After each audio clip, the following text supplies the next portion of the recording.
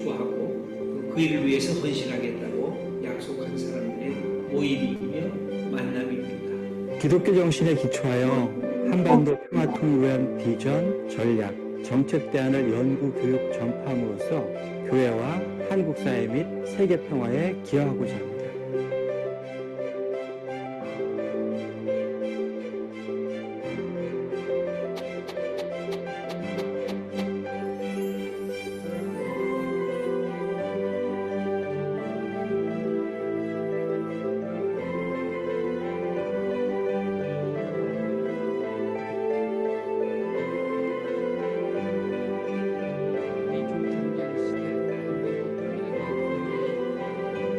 그동안에 나온 이야기를 잘 종합해서 파워풀 포인트를 보면서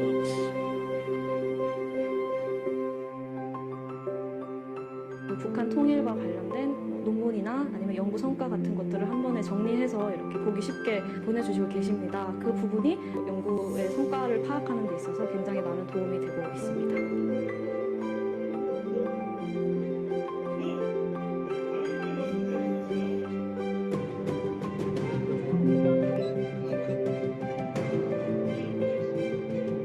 교육학과 북한어를 함께 공부하시는 분의 이야기를 들으면서 교육학 분야에서 통일을 위해 어떻게 준비할 수 있을지 알 수 있어 감사한 시간이었습니다.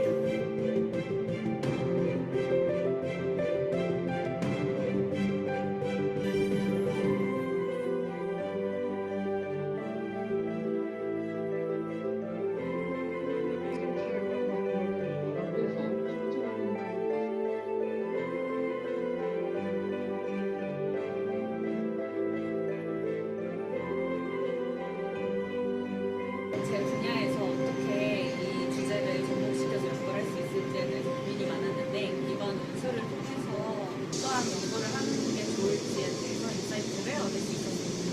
Community Rises Past, North Korean media, for example. America's Indo-Pacific strategy. 시네토크는 이미지나 색채를 통해서 우리의 가슴에 대화를 거는 그런 프로그램이라고 할 수 있습니다. 저는 딱 그 상대적인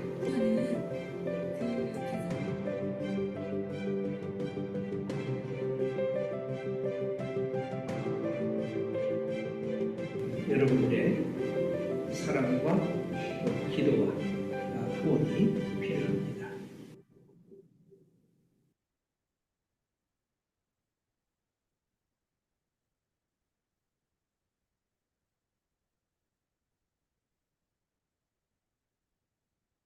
네, 안녕하십니까. 네, 저 한반도 평화연구원의 이창현 사무국장입니다.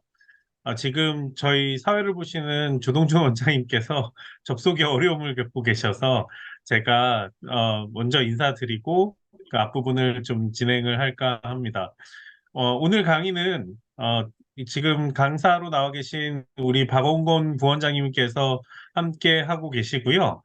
지금 상당수 인원들이 비디오 오프하고 계신데 강의하시는 분께서 같이 함께 마음을 좀 모으고 볼 수 있도록 혹시 가능하시다면 비디오 온 해주시면 저희한테 너무 감사하겠고요. 또 강의를 시작할 때는 그때는 또 뭐 상황에 따라서 오프하시면서 보셔도 괜찮겠다 말씀을 좀 드리겠습니다. 네, 비디오 온 해주셔서 감사하고요. 네, 지금 참석하신 분들 모두 전체 어떤 배경이신지 저희가 다 잘 모르겠습니다. 오늘 신청하신 분들이 꽤 되었었는데요. 저희가 아는 분들도 있지만 또 새롭게 신청하셔서 이름만 저희가 확인되는 부분들도 있어서 잠깐 저희 연구원 소개를 하는 영상을 보셨겠지만 저희 연구원은 기독교 정신을 바탕으로 해서 저희 모임들을 진행하는데 평상시에 외부에서의 모임들은 뭐 그런 행사들이나 시간들을 갖지 않는데 이 원내 세미나의 경우에만 저희가 함께 뭐 소개하거나 아니면은 잠깐 기도하는 시간들을 저희가 가지고 있습니다. 그래서 이 부분에 대해서 여러분께서 양해해 주시면 좋겠습니다. 참석하신 분들에 대한 소개들을 조금 하기에는 지금 조금 애매한 것 같고요. 제 생각에 같이 잠깐 기도하는 시간 가지고 그리고 바로 강의를 시작하면 어떨까 생각하는데요. 마침 저희 연구원에 기도를 전담하면서 열심히 함께 해주시는 임성빈 총장님이 오랜만에 네, 접속해 주셨습니다. 그래서 저는 임성빈 총장님께 오늘 모임에 대한 기도를 잠시 부탁드리겠습니다. 예, 박 교수님 감사합니다. 기도하겠습니다.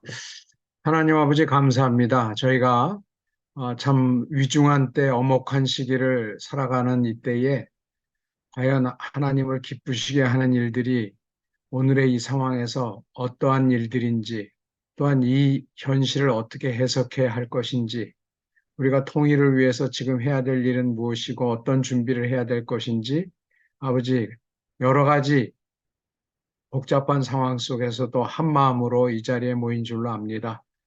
특별히 분주하신 중에도 우리들에게 지금 하나님께서 어떤 일을 행하고 계신지, 세상에서 어떤 일이 일어나는지를 해석해 주시기 위해서 우리 박 교수님 귀한 시간 내셨는데, 그 강의를 통하여 우리에게 많은 깨달음이 있게 하여 주시고, 많은 이들이 통일과 마음이 멀어지고 있는 이때에 통일을 향한 우리의 마음, 하나님 나라를 향한 우리의 마음이 더욱 뜨거워지고 하나가 될 수 있도록 협력하고 연대하는 열매가 맺혀질 수 있도록 주여 함께하여 주시옵소서. 이제 첫 시간이 오니 마치는 시간까지 우리와 함께하여 주실 주님의 은혜를 찬양하며 우리 주 예수 그리스도 이름으로 기도드립니다. 아멘. 네, 감사합니다. 오늘 모임 전체 같은 경우를 좀 말씀을 드리면 오늘 모임은 원래 소개 시간이 잠깐 있고 그리고 40분 정도의 강의 그리고 30분에서 40분 정도의 질의응답을 하게 되는데요.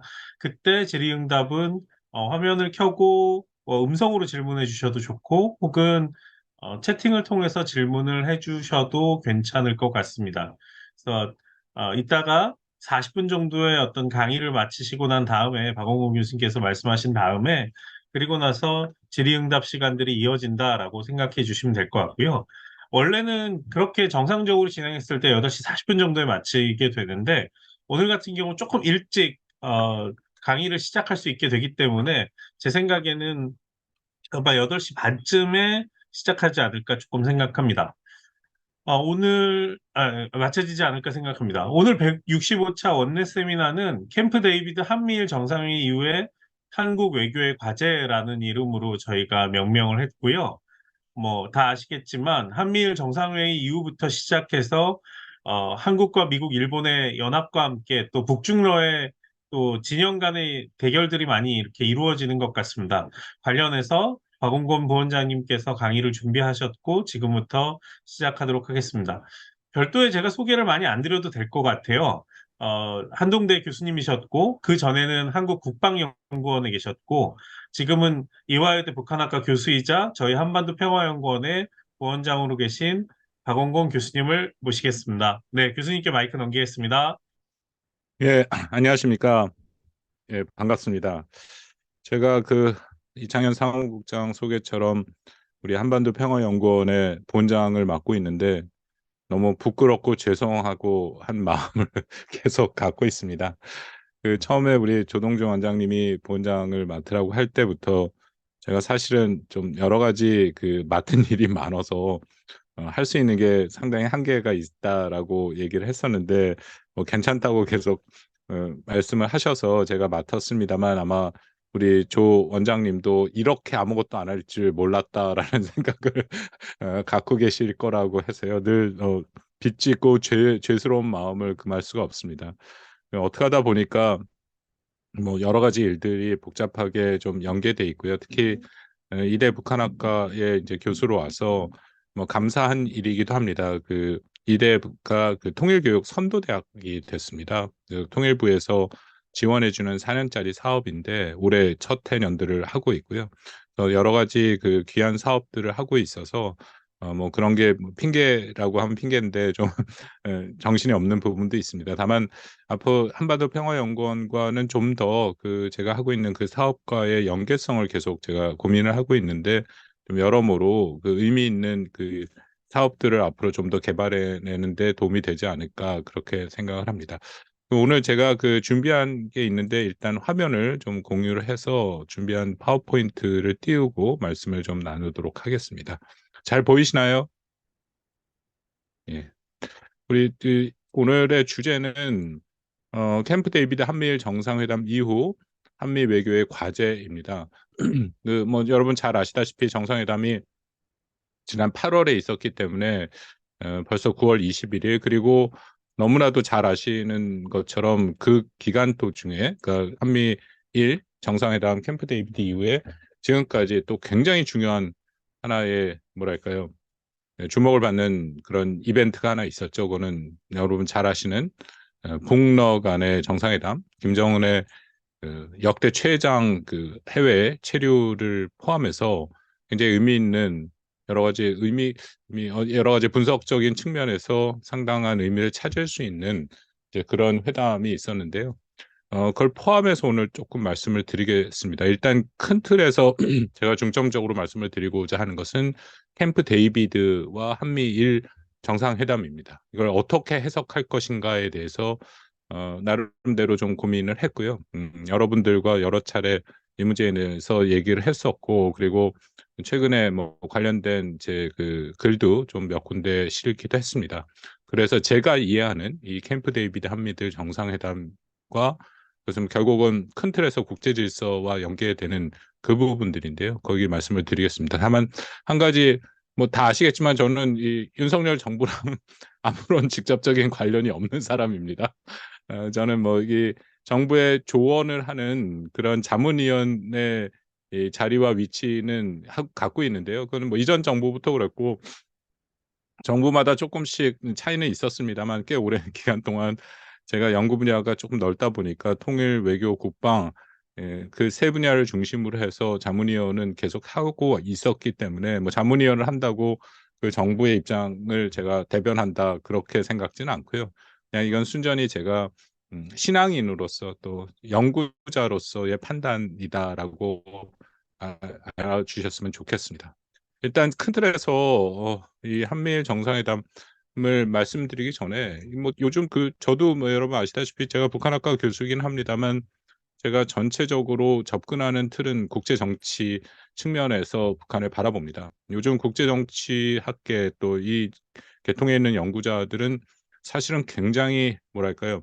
어떤 면에서 지적으로는 굉장히 도전이 되는 그런 시기고 그리고 어떤 면에서는 굉장히 혼란스러운 시기를 맞고 있다라고 생각을 합니다. 1990년에 탈냉전이 이뤄진 이후에 지금처럼 이 많은 국제 질서의 변화에 대해서 얘기가 된 적은 거의 없었다라고 생각합니다. 어떻게 보면 90년대 탈냉전 이후에는 여러분 잘 아시는 예를 들어 프란시스 후쿠야마 같은 사람이 역사의 종말을 선포하면서 결국 시장 경제와 자유주의가 승리했다라고 얘기를 했고 뭐 거기에 대해서 그렇게 심각한 도전을 되는 담론은 없었다라고 판단이 됩니다. 근데 30년이 지난 이 시점에서 그것을 돌이켜 볼 때 지금 현 시점에서는 어떻게 보면은 앞으로의 향후 국제 질서, 세계 질서에 대해서 정말로 많은 담론들이 쏟아져 나오고 있다라고 쏟아져 나오고 있습니다. 제가 뜬금없이 이 말씀을 드리는 게 이런 측면에서 한미일 또 캠프 데이비드 정상회담을 저는 읽었습니다. 그래서 이 부분이 도대체 세계 질서가 어떻게 변화되고 있고 무슨 담론이 되고 있고 거기에 한미일 정상회담은 어디에 서 있는가라는 것이 저의 이제 핵심적인 드리고 싶은 말씀인데요. 그렇다고 오늘 뭐 이 세계 질서만 얘기를 할 생각은 전혀 없습니다. 아주 짧게 말씀을 드리고 넘어가도록 하겠습니다. 제가 한 5가지 정도로 이 기존에 얘기되고 있는 담론들을 좀 정리를 했는데요. 여러분 제일 잘 아시는 신냉전의 도래다. 뭐 근데 저는 개인적으로 지금 신냉전이라고 생각지는 않습니다. 물론 냉전을 어떻게 정의하느냐에 따라 다르긴 하겠지만 1900 우리가 경험했던 뭐 1947년부터 8년 그렇게 볼 수 있죠. 90년까지 있었던 미소 간의 냉전 타입의 신냉전은 저는 불가능하다라고 생각합니다. 뭐 가장 큰 이유 중에 하나는 진영이 구축되기는 매우 어렵고 또 진영 간의 미소 냉전처럼 완전히 단절된 형태로 가기는 더더욱 어렵고 중국이 그 제1의 무역 교역국인 나라가 120개국이 넘습니다. 한국을 포함해서. 여러분 잘 아시다시피 미소 간의 냉전에서는 미국과 소련이 각각 진영에서 경제적인 관계, 정치적인 관계, 군사적인 관계를 완전히 다 단절하고 살았었죠. 근데 지금은 그런 상황이 전혀 아니다. 그렇기 때문에 그 의미의 신냉전은 저는 좀 불가능하다라고 생각을 합니다. 근데 물론 많은 그 논의들이 있다라는 것이 첫 번째고요. 두 번째는 서구와 타자. 여러분도 잘 아실 거라고 생각합니다만 사무엘 헌팅턴이 다시 읽힐지는 잘 몰랐습니다. 요즘 보면은 1990년대 초반에 논의됐던 많은 국제 정치의 담론들, 그 주장들이 다시 읽히고 있다. 이게 30년을 어떻게 보면 거꾸로 가는 그런 역사적인 순간에 서 있다라는 생각이 많이 드는데요. 헌팅턴의 유명한 문명 간의 충돌, 이제 그런 얘기들이 많이 들리고 있죠. 현재로서는 서구 중심과 그 나머지 더 레스트라고 불리는 타자가 있고, 또 미국 중심의 서구 질서에 대해서 해칭 전략을 구사하는 다수 국가가 있다. 그거를 일부에서는 펜스 시터라고 얘기를 하고, 또 글로벌 스윙 스테이시라고도 얘기를 하죠. 어느 편에 쓰지 않고 자신들의 편의에 따라서 그때그때 선택을 한 것. 이번 우크라이나 전쟁 같은 경우에도 미국이 동맹국으로 중시하는 예를 들어서 이스라엘 같은 경우에도, 또 남아프리카 공화국 같은 경우에도 대러시아 제재에 동참하지 않고 있고, 인도도 대표적이죠.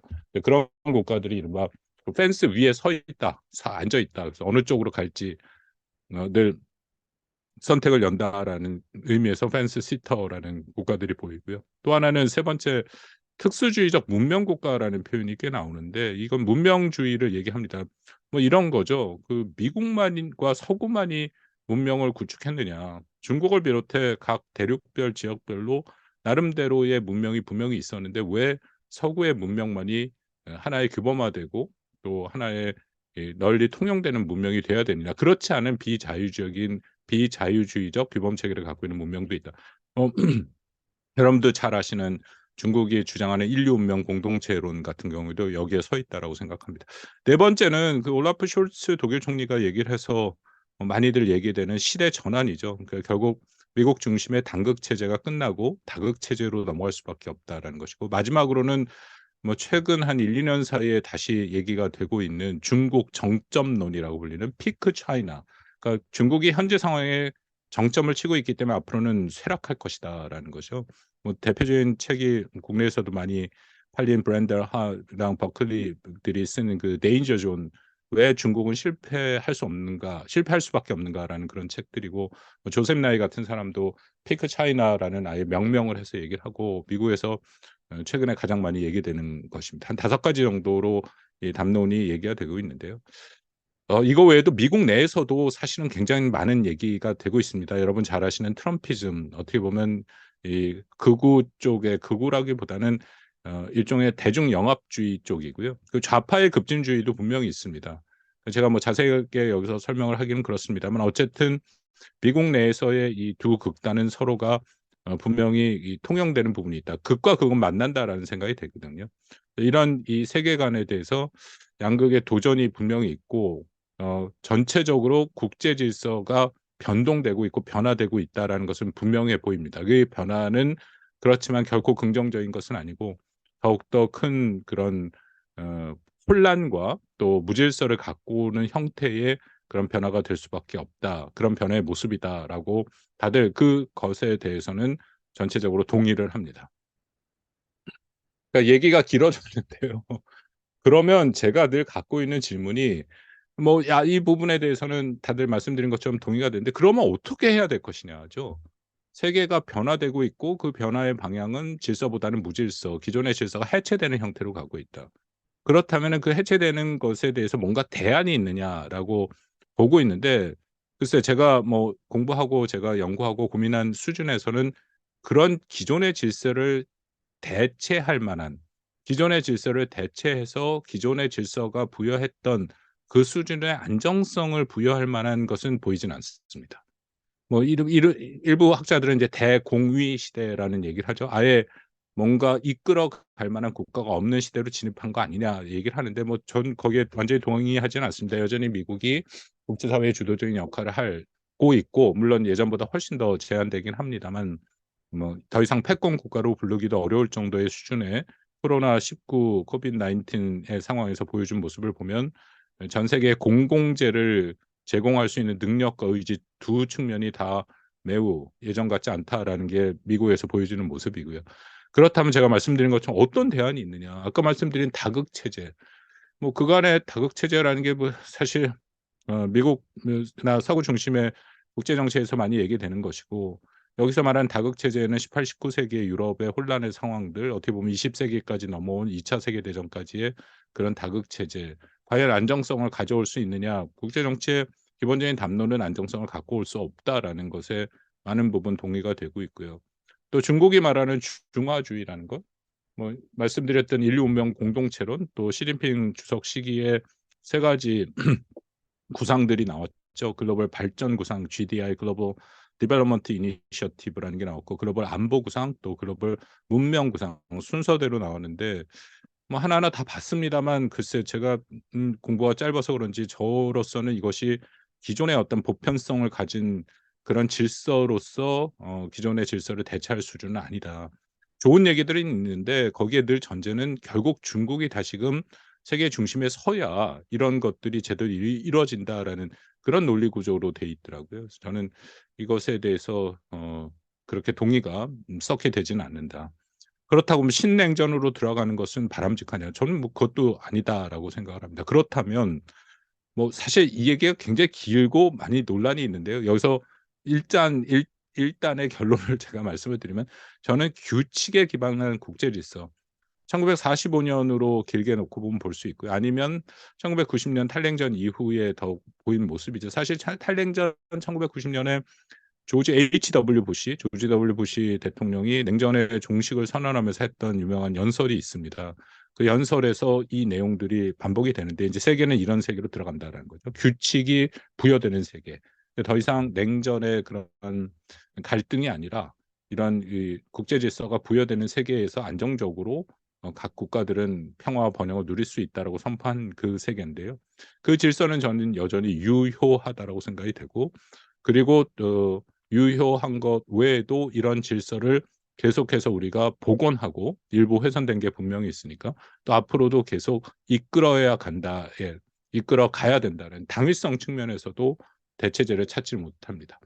그러니까 규칙에 기반한 국제 질서라는 건 아마 여러분들도 제가 적어놓은 것처럼 좀 익숙한 그런 것들이라고 생각을 하는데요. 예를 들어 자유무역, 법치, 열린 다자주의, 주권 존중, 항행의 자유, 그리고 힘을 통한 현상 변경 반대 같은 것들이죠. 여기에는 제가 안 썼습니다. 비핵화도 들어갑니다.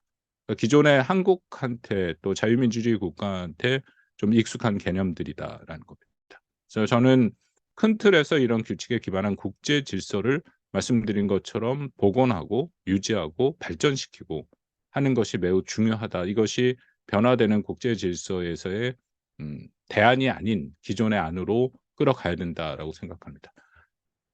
제가 이 측면에서 캠프 데이비드 한미일 정상회의를 봤습니다. 뭐 그간에 그 한국 윤석열 정부 새로 등장했고, 또 바이든, 기시다 미국, 일본과 계속 논의되는 과정을 쫓아오면서 봤을 때 과연 이 3국이 어떤 세계관을 갖고 이 세계 질서를 끌어갈 것인가에 대한 고민들이 드러났다라고 생각을 합니다. 이번 한미일 정상회의에 여러분 잘 아시다시피 이제 세 개의 문건이 채택이 됐는데요. 이 세 개의 문건 자체가 하나하나 좀 굉장히 독특하죠. 뭐 캠프 데이비드의 정신이라고, 그리고 캠프 데이비드의 원칙이라고 얘기하는 것들, 보통 이제 캠프 데이비드의 정신이라고 하는 것이 일반적인 그 공동 성명에 나오는 내용들인데, 가장 독특한 문서는 나중에 좀 더 설명을 하겠습니다만 캠프 데이비드 협의에 대한 공약이다라고 해서, 이게 원칙에 있는 문서를 따로 뽑아서 좀 있는 내용을 다시 한번 반복을 했습니다. 그만큼 한미일 3국이 각각 이 부분을, 이 협의에 대한 공약을 강조할 필요가 있어서 이런 문서가 나왔다라고 생각하는데, 그게 무슨 의미인지 조금 이따 다시 말씀을 드리도록 하겠습니다. 말씀드린 것처럼 제가 제일 관심 있게 본 것이 한미일 이 3국이 모였는데, 더군다나 단일 목적으로 3국의 정상회의를 했는데, 그렇다면은 3국이 각자가 갖고 있는 세계관을 맞춰보고, 그 세계관이 만약 서로가 소통이 가능하고 같은 세계를 그리고 있다면 그 세계관에 따라서 어떻게 앞으로의 국제 질서를 끌어갈 것인지, 그 국제 질서의 원칙은 무엇인지 그리고 그것을 어떻게 구체적으로 이행할 것인지 저는 이번에 한미일 그 캠프 데이비드에 나온 문서들은 큰 틀에서 그 세 가지를 구체화한 것이다라고 생각됩니다. 제가 제일 관심 있게 본 것은 역시 삼국의 세계관인데 이게 문서에는 자세하게 나오지는 않았더라고요. 좀 아쉬운 점이 있습니다. 오히려 문서에 한미일이 세계를 지금 어떻게 바라보고 그리고 그 바라보는 세계가 이러기 때문에 한미일이 협력을 해야 된다라는 것을 조금 더 설득력 있게 뭐 한미일 3국 외에도 전 세계를 향해서 그렇게 설득력 있는 그런 그 형태가 나왔으면 하는 좀 더 아쉬움이 있는데 어쨌든 큰 틀에서의 한미일 세계관은 오히려 어디서 확인이 됐나 하면요. 3국의 공동 기자회견을 하는 모두 발언에서 저는 오히려 확인을 할 수 있었습니다. 바이든 대통령은 세계는 변곡점이 있다. 뭐 새로운 것은 아니고 바이든이 늘 얘기하는 인플렉션 포인트라는 것이죠. 세계는 변화되고 있다. 작년 10월 달에 나온 미국의 국가안보 전략 보고서에 보면은 뭐 그런 얘기가 계속 나옵니다. 좀 당황스럽게 그 국가안보 전략서에는 이런 얘기도 나왔죠. 탈냉전이 끝났다. 예. 근데 당황스럽다 말씀드린 게 '탈냉전이 언제 끝났지? 그러면 지금은 우리는 어느 세계에 살고 있지?' 하는 질문들을 하게 하는 '탈냉전이 끝났다.' 왜 그 제가 말씀드린 그 질문들에 대한 답은 없었습니다. 그러면서 그 국가안보 전략 보고서 미국 국가안보 전략서에서 중요시하는 게 앞으로 10 년이 매우 중요한 10 년이 될 것이다. 영어로 이제 decisive decade라는 표현을 썼고 미국은 앞으로 10 년을 잘 준비해서 중국과의 경쟁에서 이기겠다라는 얘기를 하고 있죠. 그래서 중요한 것은 어쨌든 변화의 시기고 10 년이 중요하다라는 거고요. 윤석열 대통령이 쓴 표현은 "미중의 복합 위기다. 현재의 세계는 그런 모습을 갖고 있다."라는 거고 기시다 총리도 비슷한 얘기를 합니다. "법의 지배에 입각한 자유롭고 열린 국제 질서가 위기에 처했다." 종합적으로 볼 때 어쨌든 한미일 3국이 같은 공통된 세계관을 갖고 있다라는 것은 이번 회담에서 이 모두 발언을 통해서 확인이 됐다라고 생각을 합니다. 그렇다면 이 세계관을 갖고 말씀드린 것처럼 3국이 어떤 원칙을 갖고 그러면은 이것을 세계를 끌어갈 것인가에는 아까 말씀드린 규범에 기초한 국제 질서가 나옵니다. 문서 전체에 여러 번 반복이 되고요. 그것은 아까 말씀드린 이런 자유무역을 비롯해 법치 이제 이런 내용들이 나오죠. 그래서 이번 문서의 구성을 보면 이전과는 다릅니다. 우선 큰 틀에서의 세계관이 확인되고 그리고 규범에 기초한 국제 질서를 3국이 추진해야 할 원칙으로 제시한 후에 그다음에 인도 태평양이라는 특정한 공간 내에서 규범에 기초한 국제 질서의 가장 큰 도전이 무엇이냐라고 식별하는 작업을 합니다. 그 식별을 하다 보니까 순서가 중국, 북한, 러시아 순서로 나왔죠. 그래서 이번에 그 전체적인 문세나 한미일 3국의 합의는 뭐 당연히 중국 견제의 요소가 크다라고 생각하고 북한에 대한 위협도 있지만 큰 틀에서의 그 접근 방식은 특정 국가보다는 큰 틀에서의 세계 질서와 원칙을 밝히고 거기에 따라 대응을 집어넣었다라는 것이 특징으로 보입니다. 행동 계획이 몇 가지가 뭐 행동 계획이 쭉 나오는데요. 뭐 제도화는 뭐 여러분 뭐 많이 다 들어보셨을 거라고 생각합니다. 연 1회 이상 한미일 3국의 정상이 만나겠다는 것이고요.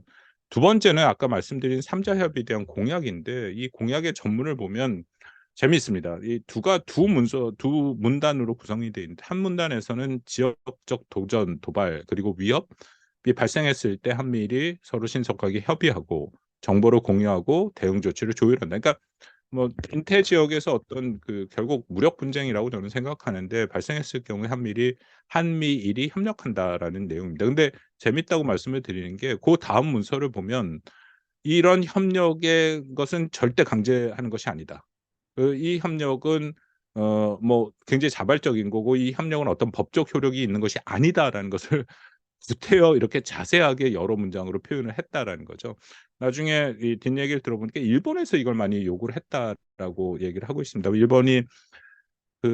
일본의 약간 고민도 읽히죠. 왜냐면 일본 같은 경우에는 그 대만 해협에 대한 개입, 그러니까 연루의 가능성이 높기 때문에 아마 그런 부분을 신경을 썼다라고 생각합니다. 어쨌든 중요한 것은 정부에서 뭐 구체적으로 얘기를 할 수 있는 상황은 아니고요. 그 민간의 영역의 연구자인 저 같은 사람은 이제 편하게 얘기를 할 수 있는데 이 문서는 저는 북핵과 대만, 남중국해 세 가지를 상정했다라고 읽힙니다.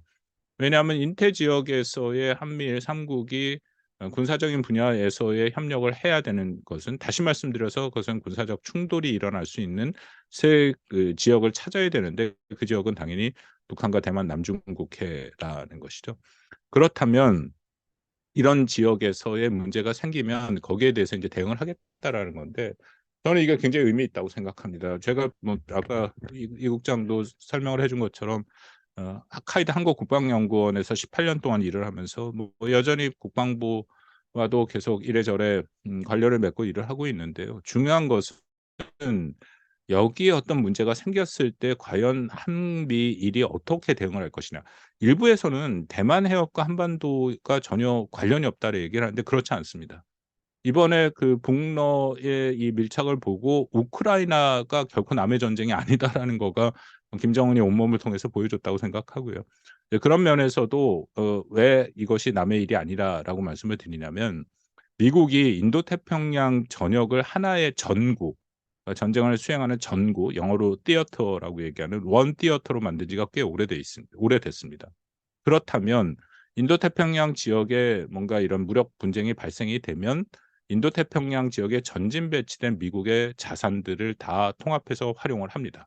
그러니까 예를 들어 예를 들어 대만 해협에서 위기가 발생하면 당연히 주한미군, 주일미군의 전력을 활용합니다. 물론 활용도는 다르죠. 주한미군 같은 경우에는 북한 위협에 우선 대비기 때문에 대만 쪽으로 투사되기에 적절하지 않은 전력입니다. 반면에 일본 같은 경우에는 해공군역이고 또 대만에 지리적으로 가깝기 때문에 주일미군이 우선적으로 활용이 되겠죠. 어쨌든 중요한 것은 이것을 다 활용할 수밖에 없다. 그러니까 제가 여기에 의미를 부여하는 게 이제는 우리가 뭐 대만 해협이나 남중국해 문제에 연루될 것을 우려해서 만약 그러면 어떻게 이런 부분에 대해서 선을 그을까 그렇게 얘기할 시기는 지났다라는 것이죠. 오히려 여기에 행동 계획이 있는 것처럼 한미일이 특히 한국이 뭐냐 대남 해협에서 뭐 문제가 생기면 미국이 생각하는 어떤 작전적인 측면 부분을 이제는 뭐 구체적으로 얘기할 필요가 있다고 생각합니다. 그래서 예를 들어 이런 거죠. 미국이 한국한테 무엇을 요구하느냐. 그렇다면 우리가 그것을 확인하고 한국이 이 정도 수준까지 협력이 되고 여기는 안 된다라는 부분을 우리가 직접적으로 얘기할 필요가 있다라는 겁니다. 좀 민감합니다만 일본에 요즘 많이 얘기되는 게 그럼 한반도에 위기가 발생될 때 일본 자위대가 우리 영해와 영공으로 들어오는 문제에 대해서 많은 얘기들이 있는데요. 그것도 작전적인 측면에서 보면 비전투원 소개 작전이라는 게 있습니다. 영어로 NEO라고 불리는 건데 Non-Combatant Evacuation Operation이라는 거죠. 한국에 있는 일본인들, 이게 미국과 다 갖고 있습니다. 미국도 당연히 이 NEO라는 게 있죠. 한국에 있는 미국인들, 전쟁이 발생했을 때 자국민을 우선적으로 안전하게 철수시키는 게 이들에게 매우 중요한 거기 때문에 이 경우에 과연 자위대의 함정들이 한반도에 우리 영해로 들어올 거냐 말 거냐 이제 그런 얘기들이 나올 수 있는데요. 저는 이런 것도 절대 안 된다 그렇게 얘기할 것이 아니라 논의를 해야 된다는 거죠. 정말 우리가 자위대가 영해에 한반도 유사시에 들어온 걸 원치 않는다면 들어오지 말라고 할 수 있습니다. 대신에 일본한테 대안을 줘야겠죠. 그 대안은 뭐 사실은 이거 좀 논의를 한참 전에 했었습니다만 미군이 철수할 때, 그러니까 미국인이 철수할 때 일본이 같이 어차피 미국인의 철수하면 1차적으로 일본으로 갈 수밖에 없는데 그때 일본인들도 같이 철수하는 그런 형태로 하는 것. 뭐 예를 들어서 공해에서 그러면 일본이 거기에 대해 협력을 하는 것. 뭐 이런 방안들 제가 예로 드는 말씀입니다만 이런 걸 논의할 수 있다라는 거죠. 근데 그것을 그냥 뭐 감정적으로 야, 일본은 절대 들어오면 안 돼. 그렇게 얘기하는 것보다는 현실적으로 합리적인 선에서 서로 얘기할 수 있다. 그러니까 저는 그래서 이 행동 계획 여기에 나오는 공약 3자 협의에 대한 공약은 상당한 의미가 있는 그런 문서고 최소한도의 제가 말씀드린 여러 가지 이런 상황들을 논의할 수 있는 최소한도의 장치를 마련했다라고 판단을 합니다. 그다음에 뭐 이건 좀 복잡한 내용인데요. 짧게 말씀드리면 이번에 그 핵심 중에 하나가 미국이 추진하고 있는 통합 억제, 그 Integrated Deterrence라고 있습니다. 이 작년 국방전략서에 미국 국방전략서에 아예 한 장을 띄어서 얘기를 하고 있는데요. 이것을 앞으로 어떻게 발전시킨가에 대해서 일본과 한국이 최소 수준, 뭐 아직은 뭐 갈 길이 멀다고 생각하는데 최소 수준에서 좀 논의를 하고 있다. 논의가 좀 된 부분을 확인할 수 있다라고 생각을 합니다. 이 통합 억제라는 것이 무엇이냐면요. 한 짧게 그리고 아주 좀 일반화 좀 제가 이렇게 좀 간단하게 정리를 했는데 5가지 정도로 통합 억제인데요. 일단 큰 틀에서 미국은 역량을 조합하겠다라는 건 말 그대로 통합하겠다라는 거고, 군사 영역에서는 육해공, 우주, 사이버, 비군사를 다 통합하겠다. 그리고 지역적인 문이 이게 중요한데, 유럽과 인태 지역을 하나의 통합된 정구로 상정을 해서, 하나의 통합까지는 아니지만 유럽과 인도 태평양 지역의 연계성을 굉장히 높이겠다라는 겁니다. 이런 겁니다. 여러분 잘 아시다시피 유럽은 나토의 그 대서양 동맹이죠. 집단 안보 체제를 유지하고 있고, 반면에 인도 태평양은 우리가 허브 앤 스포크라고 불리는 양자 동맹 체제입니다. 그런데 최근의 모습을 보면 작년 올해 나토 정상회의에 그 인태 지역의 4개국이 초청받았지 않습니까? 이른바 AP4라고 불리는 한국, 일본, 호주, 그리고 네덜란드죠. 뉴질랜드죠. 그렇게 4개국이 초청을 받았는데, 미국의 큰 그림은 그러기 때문에 앞으로 이 대서양 동맹과 인도 태평양을 연맹하겠다라는 표현을 씁니다. 영어로 federation이라는 표현이 나오죠. 연맹과 그 연합은 다릅니다. 그러니까 그 연맹은 그냥 쉽게 생각하시면 미국이 하나의 미국 얘는 좀 그런데 어쨌든 다른 표현을 표현하면 네트워크를 강화하겠다, 이제 그런 의미가 됩니다. 그렇게 하는 이 작업들을 시작을 했는데, 이 작업이 어떤 의미가 있냐면, 제가 뭐 이거는 이전부터 계속 북한 핵을 대응할 때도 기존의 북한 핵은 북한이 그전엔 한미 동맹을만 갖고 대상으로 했는데, 이제는 한미 일의 안보 협력이 되니까 그거를 대응을 해야 되고, 이 통합 억제가 앞으로 더 발전하게 되면 한미일 외에도 나토까지도 대응을 해야 되는 그런 상황이 온다라는 거죠. 그래서 저는 이번에 그 김정은의 방너를 제가 뭐 어디 실론에도 썼습니다만, 김정은의 자충수라고 판단을 합니다. 그 이유 중에 하나가 이제 나토를 끌어들인 거죠. 나토가 그래도 뭐 인태 지역의 중국에 대한 견제 정도인데, 북한 문제까지는 직접적으로 그렇게 개입을 하지는 않았습니다만, 이제는 북한이 정말 우크라이나에 그런 무기를 제공하게 된다면 실존적 위협에 처한 이 유럽의 나토 동맹국들이 북한을 훨씬 더 지금보다 적극적으로 억제할 것이다. 그렇다면 중국은 기존의 한미일과 더불어서 나토까지를 포함한 굉장히 큰 군사적인 그런 협력체를 대응해야 되는 것이죠. 북한으로서는 저는 굉장히 악수다, 자충수다라고 생각을 합니다. 이제 이런 부분을 가겠다라는 것이고, 뭐 분쟁 스펙트럼, 정부 역량, 동맹 역량, 뭐 이런 것들을 통합 억제의 기본 목표, 또 기본 요소로 얘기를 하고 있습니다. 그 부분이 좀 읽혀요. 뭐 정부에서 구체적으로 얘기를 하지 않지만 저 같은 연구자가 읽다 보니까 그 부분이 보입니다. 일단 다영역, 멀티 도메인이라는 얘기가 나오는데, 그것이 통합 억제의 핵심 중에 하나고, 또 한미일이 훈련을 한다. 물론 이 훈련은 현재로서는 딱 기존에 했던 훈련 이상은 아닙니다. 그 의미는 뭐 중국을 견제하기 위한 훈련, 예를 들어 뭐 대만 해협이다, 남중국해, 그런 훈련은 없고요. 큰 틀에서 한미일의 군사 훈련은 큰 비군사적인 것 아니면 북한의 위협에 딱 특정돼 있습니다. 뭐 여기에 대해서 다른 맞는 말들이 있는데, 훈련의 내용 제가 밑에 써놓은 걸 보면 명백합니다. 그러니까 북한의 핵미사일을 탐지 식별 요격하는 훈련을 4차례 했고, 그 외에도 북한의 잠수함, 이건 북한 잠수함입니다. 뭐 중국, 러시아 잠수함 아닙니다. 북한의 잠수함에 대한 대잠 훈련을 했다. 그리고 나머지는 이제 비군사적인 측면의 훈련들이다라는 것이죠. 물론 앞으로는 어떻게 발전될지는 우리가 좀 더 볼 필요는 있지만, 큰 틀에서 이런 훈련들을 하고 있다. 이것은 뭐 통합 억제의 길로 가고 있는 부분이 있다라고 볼 수 있습니다. 그다음에 나머지에는 북한 뭐 사이버 활동 차단했다라는 것, 한미일이 같이 협력을 해서 하겠다라는 내용들이 여기에 좀 나오죠. 그리고 이거 경제적인 분야에서도 상당히 의미를 찾고 있다라고 저는 의미가 있다라고 보는데, 일단 국제 표준 협력, 기술 표준 협력을 강화하겠다. 뭐 여러분 너무 잘 아시겠지만 결국 기술 표준을 만드는 사람들이, 영어를 써서 죄송합니다, 룰 세터가 되는 거죠. 그렇게 되면은 경제에서도 주도권을 잡고 있다. 한미일이 각각이 갖고 있는 그 산업 경쟁력을 활용을 하되, 그것이 한미일이 협력해서 이런 세계 표준을 만들어가는 작업을 한다면 그것은 한국 산업에도 굉장히 큰 도움이 될 것이다라고 생각합니다.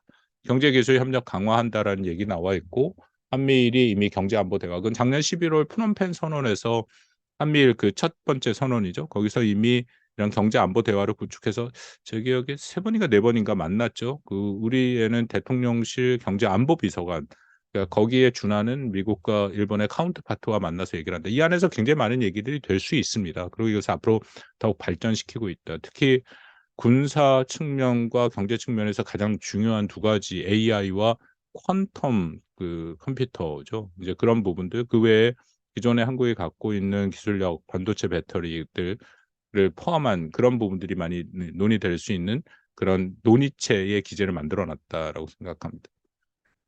근데 그러면은 여기까지는 뭐 한미 이 정상회담의 전체적인 저의 판단과 평가라고 하면 도대체 북중러는 이것을 어떻게 보고 있느냐? 뭐 당연히 제가 북한 연구자니까 북한의 반응을 굉장히 기다렸습니다. 도대체 북한이 이걸 제대로 읽고 있는지 또 제대로 어떻게 반응을 보이는지. 근데 이게 8월 달에 있었던 그 회담이지 않습니까? 근데 9월 이 시점까지 북한이 여기에 대해서 제대로 된 얘기를 하지 않고 있습니다. 그 조선중앙조중통 논평이 짧게 나왔고, 그다음에 북한의 강순남 국방상이 8월 24일 담화가 나왔는데 여기에서 이 그 캠프 데이비드가 언급이 되긴 합니다만 전체적으로 강순남이 얘기하는 것은 우크라이나 전쟁 얘기를 계속 했었어요. 그러니까 거기에 엮어서 캠프 데이비드를 보고 있다. 굉장히 의아해하고 있습니다. 뭐 이건 추정할 수밖에 없는데 의아하다 말씀을 드린 게 작년 4월 달에 여러분들 잘 아시는 한미 정상회담이 있었죠. 한미동맹 70주년이에요? 예, 맞습니다. 한미동맹 70주년을 기념하는 정상회담이 있었고 거기에서 이제 워싱턴 선언이 나왔지 않습니까? 북한이 보통 그렇게 한미가 선언이 나오면 최소한 회담이 끝나고 나서 입장을 정리해서 냅니다. 근데 지난 4월 달에 한미 정상회담 워싱턴 선언은 그 선언이 나온 바로 다음 날 그 의미는 한미 윤 대통령의 그 국빈 방문 일정이 끝나기도 전에 김여정이 담화를 냈습니다. 김여정의 담화라는 것은 북한에서는 가장 높은 수준의 담화죠. 조목조목 비판을 했습니다. 굉장히 거친 비판이 나왔고 그다음에 일주일 동안 노동신문이 아니라 조선중앙통신의 시리즈로 기사가 나왔는데 6편의 기사가 나왔습니다. 6편의 기사가 다 하나 세계 각국의 언론에 비판적인 것만 모아서 굉장히 자세하게 그런 워싱턴 선언, 한미 정상회담을 비판했습니다. 그만큼 북한의 입장에서 그 자세하게 다뤘는데 정확히 이번에 한미일 정상회담에 대해서는 얘기가 없습니다. 왜 그럴까? 북한이 제대로 이것을 읽지 못하고 있는 거 아닌가 하는 생각도 들고 그 부분에 대해서는 저도 여전히 의문을 갖고 있습니다. 러시아에 대한 반응이 나왔죠. 근데 뭐 러시아는 아주 노골적으로 한미일이 비판을 했습니다. 러시아가 하는 우크라이나 전쟁의 불법성에 대해서 아주 충분히 얘기를 했는데 그럼에도 러시아의 반응도 그렇게 세게 나오진 않았습니다. 전체적으로 봐서 뭐 늘 그들이 하던 그런 얘기들이 상당 부분 반복이 되는 수준이고요. 또 제일 관심 있는 것 중에 하나가 뭐 저는 북한이 더 관심이 있었습니다만 중국 관심도 꽤 있었습니다. 근데 중국의 반응도 사실 그렇게 센 반응이 나오질 않았습니다. 중국이 얘기한 것 중에 당사국의 엄정한 교섭을 제기했다. 이거는 뭐 중국이 늘 얘기하는 것이고요. 여기 대만 해협 얘기가 나왔고 물론 이번 한미일 정상회담에 중국에 관해서는 몇 가지 특징이 있는데 그 특징 중에 하나가 이런 겁니다. 중국이 정말 민감하게 생각하는 두 가지가 빠졌습니다. 하나는 대만 해협에 대한 힘을 통한 현상 변경을 반대한다는 얘기가 없었습니다. 지난번에 그 윤 대통령이 그 로이터 통신과의 인터뷰에서 그 얘기를 했더니 중국 외교부가 불에 타 죽는다는 거친 반응을 보였던 것이고요. 또 하나는 신장 위구르의 인권 문제를 얘기하지 않았습니다. 이 두 가지는 미국과 일본 사이에 회담이 있고 그 회담 이후에 발표되는 그런 성명에는 포함되는 내용들이죠. 그래서 저는 뭐 제가 직접 뭐 당국자한테 확인한 것은 아닌데 한국이 중국과의 관계에서 요 정도 선까지다라는 것이 좀 보여진 것이 아닌가라고 생각을 합니다. 중국의 반응도 뭐 불에 타 죽는다 그런 얘기 없이 당사국의 엄정 뭐 대사를 초치한 것도 없고 이 정도 수준이면 그렇게 심각한 반응은 아니다라고 생각을 합니다.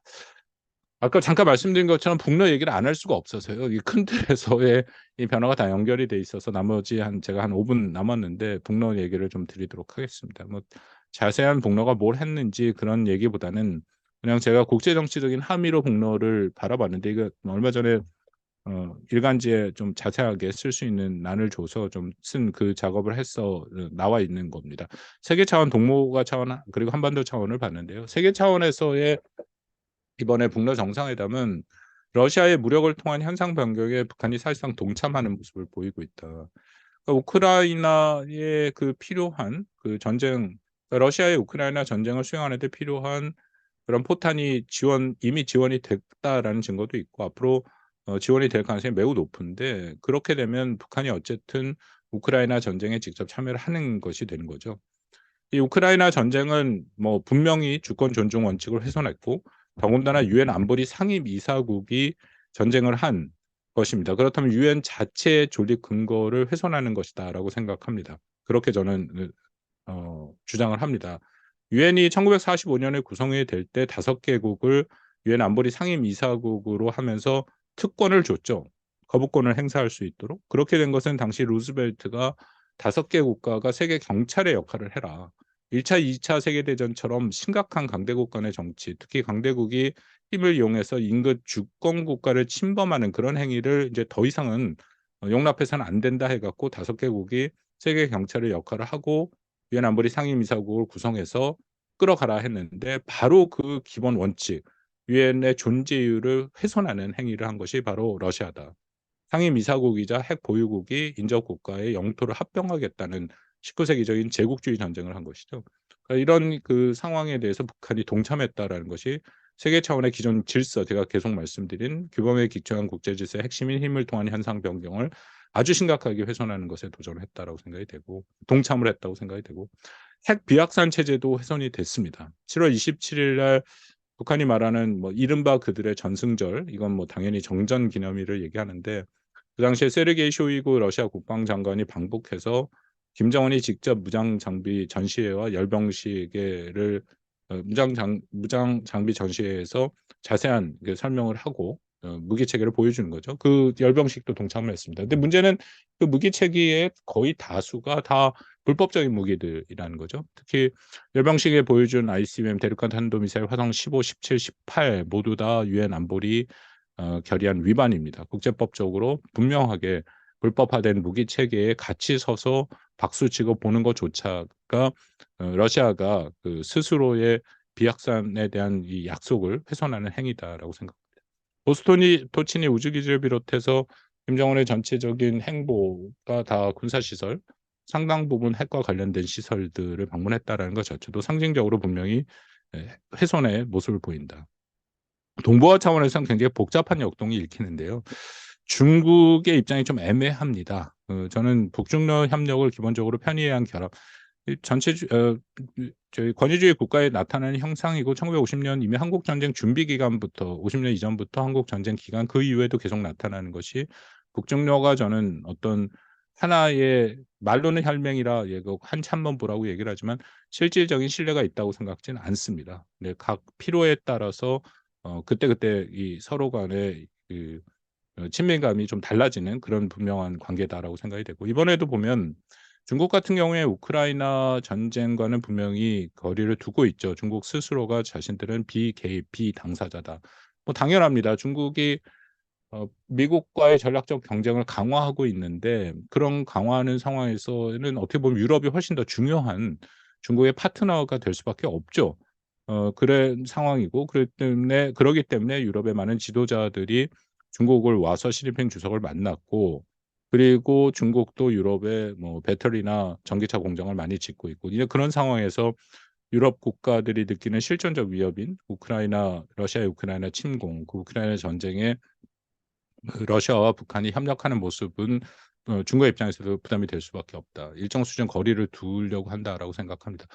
중국 외교부한테 이 기간 동안 김정은의 방러 기간 동안 끊임없는 질문을 했는데 아주 뭐 간략하게 이것은 북러 간의 문제이기 때문에 중국이 대답할 것은 없다. 그러니까 확실히 선을 긋는 모습들이 있다라고 생각이 됩니다.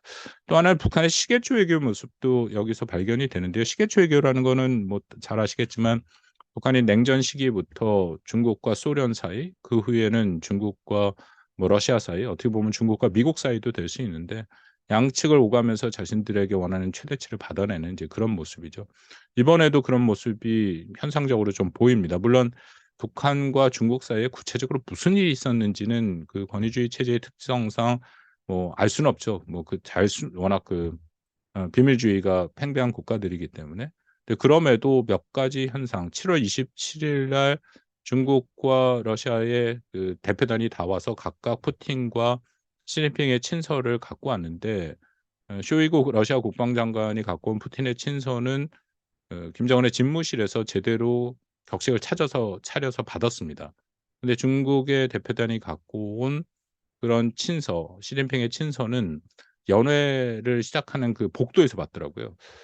있을 수 없는 일인데 그런 모습이 다 연출되고 화면에 비치는 거는 의미를 부여할 수밖에 없다라고 생각이 되고, 또 9월 9일 뭐 그들이 말하는 북한이 말하는 정권 수립일이라는 고구절, 그때 중국 대표단이 왔는데 이번에 대표단이 온 수준은 딱 5년 전, 올해가 75주년이지 않습니까? 그 70년 주년에 5주년, 70년인 5년 전에 왔던 리잔수와는 너무 급이 차이가 난다. 리잔수 같은 경우에는 시진핑 리커창에 이은 중국 공산당 서열 3위였죠.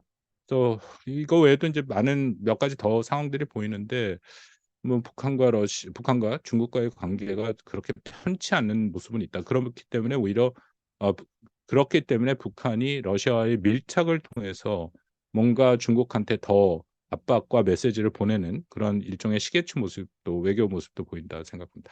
마지막으로 한반도 차원은 아까 처음 모두에 잠깐 말씀드린 것처럼 한반도의 특수성이 계속 보입니다. 제가 늘 말한 한반도의 특수성이라는 것은 이 한반도가 지정학적으로 강대국 세력 대결의 단층선을 이루기 때문에 세계 차원과 결코 분리될 수 없다라는 것이죠.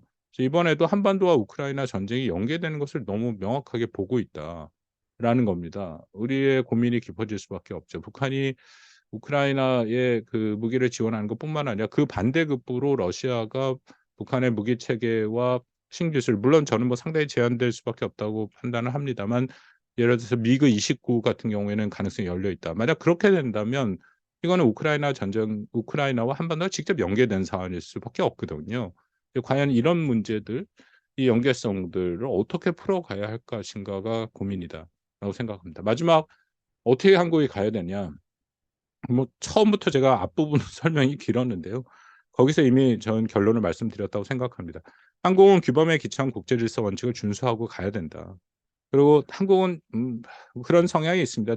제가 늘 지적하는 건데, 우리는 계속 한반도로 내재화되는 모습이 있죠. 그리고 국익이라는 표현으로 굉장히 좁혀서 우리의 이익을 추구하는 모습도 분명히 있고, 이제 그런 것들을 좀 탈피할 필요 있다. 한국이 늘 말하는 것처럼 세계 6위권의 군사력, 10위권의 경제력을 갖고 있는 국가로서 이제는 우리가 당당히 세계 질서 담론장에 들어가서 우리 입장을 밝히고 또 거기에 따라서 책임과 비용을 감당하면서 갈 필요가 있다라는 것이 제가 최근에 계속 주장하는 것 중에 하나인데요. 그런 면에서는 그 원칙으로 규범에 기초한 국제 질서를 준수해야 된다. 캠프 데이비드는 아까 말씀드린 것처럼 여러 가지 의미를 부여할 수 있습니다. 그렇지만 또 그것 못지않게 중요한 것은 그렇게 부여된 의미를 현실화하고 실체화하고 또 어떻게 지속해 갈 것이냐, 어떻게 안정적으로 끌어갈 것이냐가 어떻게 보면 더 중요한 질문이다라고 생각합니다. 거기에 따라 제가 거듭 말씀드린다면 한국이 책임과 비용을 감당해야 된다. 그리고 아까 잠깐 뭐 간단히 말씀드린 북러 협력에 대해서는 어떻게 되냐? 저는 외교 공간이 여전히 있다라고 판단이 됩니다. 러시아가 이번에 북러 이 협력 기간 중에 한국을 향해 두 가지 메시지를 냈는데, 하나는요, 첫 번째 메시지는 한국 정부를 향해 그 김정은의 방로에 대해서 설명할 수 있다라고 얘기를 했고, 두 번째는 한국이 만약 우크라이나에 살상 무기를 제공하게 되면 이것은 한러 관계가 완전히 파탄나는 것이다. 두 가지 메시지, 굉장히 상반된 메시지죠. 근데 거기에 저는 러시아의 고민이 분명히 읽힙니다. 왜냐하면 북한으로부터 포탄을 받는 것은 러시아가 우크라이나의 전쟁을 지속할 수 있는 지속력 측면에서 도움이 됩니다. 그러나 만약 한국이 우크라이나에 살상 무기를 지원하게 된다 하면 그것은 우크라이나 전쟁의 판도를 바꿀 수 있는 게임 체인저가 될 가능성이 큽니다. 예를 들어서 우리가 갖고 있는 K9 자주포, K2 같은 것이 넘어가면은 이것은 지금 교차된 전선을 뚫고 갈 수 있는 동력으로 기능할 가능성이 있습니다. 그렇기 때문에 러시아는 그 부분에 대해서 굉장히 고민을 하고 있다라는 것이죠. 그래서 그건 역으로 보면 우리가 러시아과 외교를 통해서 외교라는 게 뭐 여러 형태가 있습니다만 어쨌든 한국 입장에서 가장 중요한 것은 러시아가 북한에 무기를 제공하거나 첨단 기술, 무기 체계를 주면 안 된다라는 거죠. 이제 그런 부분에 대해서 러시아와의 외교적인 측면에서도 최대한 노력을 해야 되고 이 부분은 중국도 뭐 같은 이해를 일정 수준 공유할 수 있다고 생각합니다. 물론 뭐 제가 아까 말씀을 드렸습니다만 제가 처음부터 이런 얘기를 했더니 일부에서는 마치 북중러 구도가 해체되는 것까지 너무 많이 나가서 얘기를 하는데 뭐 그런 거는 아니고요. 북중러 구도라는 것은 세계 질서 측면에서 이 미중 간의 갈등이 100년의 전쟁으로 100년의 마라톤까지 얘기되는데 그 구조가 바뀌지 않는 한 북중러 구도는 갈 겁니다. 근데 어쨌든 중요한 것은 그 상황에서도 이 세분화된 의제에 대해서는 중국과도 우리가 충분히 일정 수준 공감대를 형성할 수 있기 때문에 그 부분을 얘기해야 된다. 뭐 외교적인 측면이 있다면 당연히 뭐 안보 군사적인 측면에서의 억제가 필요하겠죠. 특히 유럽이 이제는 본격적으로 인태 지역, 특히 북한 문제에도 목소리를 낼 수밖에 없는 환경을 김정은 스스로가 초래했다고 생각합니다. 그렇다면 유럽 나토와의 아까 말씀드린 통합 억제를 보다 강화할 필요가 있다라는 것이 저의 결론입니다. 이 유럽과의 나토 통합 억제가 강화되는 것은 북한 핵 억제력에 대해서 비약적인 발전이 되는 거고 북한의 핵의 억제력이 강화될수록 북한은 협상장에 나올 가능성이 커집니다. 자신들의 핵의 효용성이 낮아지니까요. 그런 면을 종합적으로 판단할 수 있다고 생각합니다. 제가 뭐 40분 이상을 썼는데요. 좀 내용이 많아서 그렇게 됐습니다. 이해해 주시고 일단 여기서 제가 멈추도록 하겠습니다. 질문 있으시면 제가 질문을 받도록 하겠습니다. 감사합니다.